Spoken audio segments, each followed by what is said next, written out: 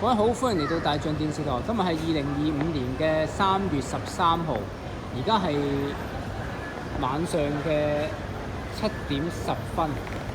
咁咧呢度係尖沙咀嘅 K11。咁我啱啱留意到咧，呢個商場有一啲模型，咁係一啲假山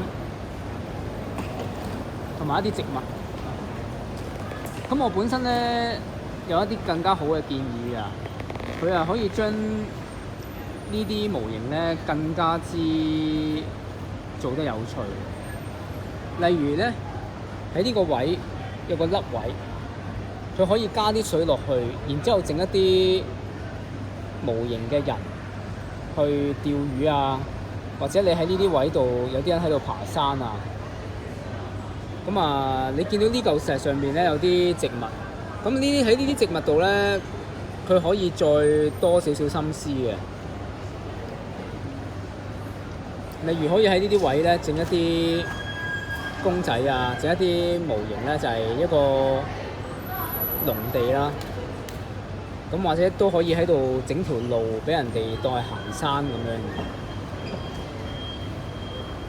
可以好多變化嘅。其實呢啲模型，咁大家除咗見到呢一個之外咧，仲有其他嘅模型嘅。呢度有好多啊，都係我啱啱所講嗰個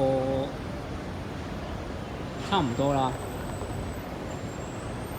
咁呢啲又係獨立嘅一個模型，可以有好多變化嘅。其實咁呢啲，譬如呢一個你可以整成一個熱帶雨林啊，或者你可以整一啲動物喺呢度飛禽走獸，咁可以令到呢個模型咧更加之有趣同埋生動咯。呢個係我一個少少嘅建議。咁啊，大家有興趣都可以嚟尖沙咀 K11加拿大分道呢度欣賞下呢啲作品嘅。